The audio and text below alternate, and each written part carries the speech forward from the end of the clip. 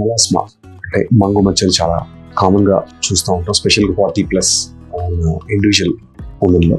వాళ్ళలో ఈ మెలాస్మా వచ్చినప్పుడు ఆల్రెడీ కొన్నిసార్లు క్రీమ్స్ ట్రై చేసి ఉంటారు, ఆయన అది రెస్పాండ్ అవ్వట్లేదు. వాటికి లేజర్స్ మంచిదా లేదంటే కొంతమంది పీల్స్ అని సజెస్ట్ చేస్తారు. పీల్స్ మంచిదా, మనం ఏది ట్రీట్ చేసుకోవాలి, ఏది చూజ్ చేసుకోవాలి, ఎవరికి ఏది correct treatment. So lasers and peels కూడా రెండింటికి రోల్ ఉంటుంది వీటిల్లో. కొన్నిసార్లు కొన్ని కండిషన్స్ లో రెండు కాంబినేషన్ కూడా ఇస్తాం, లేజర్స్ అండ్ పీల్స్ కలిపి కూడా ఇవ్వచ్చు కొంతమందిలో. లేజర్స్ ఏదైతే ఒకసారి అది డీపర్, స్పెషల్ గా మెలాస్మా డీప్ మెలాస్మా ఉన్నప్పుడు మనం వాడే లేజర్స్ పీకో కానీ Q6 లేజర్స్ వాడినప్పుడు ఆ పిగ్మెంట్ బ్రేక్ చేసి త్వరగా పిగ్మెంట్ ని తగ్గించడానికి మనకి లేజర్స్ ఖచ్చితంగా హెల్ప్ చేస్తాయి. సూపర్ఫిషియల్ గా ఉన్నప్పుడు కొన్ని రకాల deep peels, medium depth peels, pigment కి స్పెసిఫిక్ వాడే పీల్స్, అవి కూడా మనం ఈ మీడియం సూపర్ఫిషియల్ ఉండే మెలాస్మాకి ఖచ్చితంగా మంచి ఆప్షన్స్ గా వర్క్ చేస్తాయి.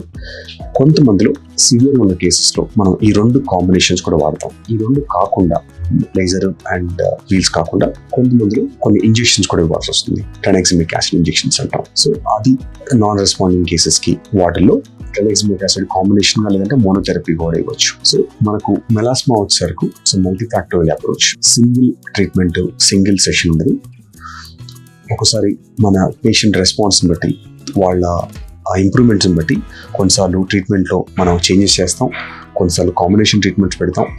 ఖచ్చితంగా వీళ్ళందరిలో వీటితో పాటు హైడ్రోక్వినోన్ బేస్డ్ క్రీమ్స్, తర్వాత సన్స్ ప్రొటెక్షన్ అనేది చాలా ఎసెన్షియల్. సో మెలాస్మా ఉంటే కంగారు పడకుండా, క్రీమ్స్ తగ్గట్లేదని బాధపడకుండా ఒకసారి మీ డెర్మటాలజిస్ట్ కానీ లేదంటే లేడీస్ అండ్ కస్టమర్ కేర్ కానీ మీరు కన్సల్ట్ చేస్తే మెలాస్మా మీకు ఎందుకు వచ్చింది ఒకసారి మీ స్కిన్ ఎవాల్యుయేషన్ చేసిన తర్వాత మీ పర్టికులర్ కండిషన్ కి మీకు ఏది బెటర్ అవుతుంది. సో కొంతమందిలో మెలాస్మా చాలా రెసిస్టెంట్ ఉండి చాలా రోజులు ఇబ్బంది పెడుతుంది. అది మాకు కూడా మా కండిషన్, మా కొంత 100 పేషెంట్స్ లో అందరిలో కూడా మెలాస్మా ట్రీట్ చేయలేము. కొంతమందిలో స్టబ్బన్ గా రెసిస్టెంట్ ఉంటుంది, వాళ్ళలో ఇంకా సివియర్ హై డెప్త్ పీల్స్ కూడా వాడతాం కొన్నిసార్లు, కాస్మెలాని, డెర్మామెలాని.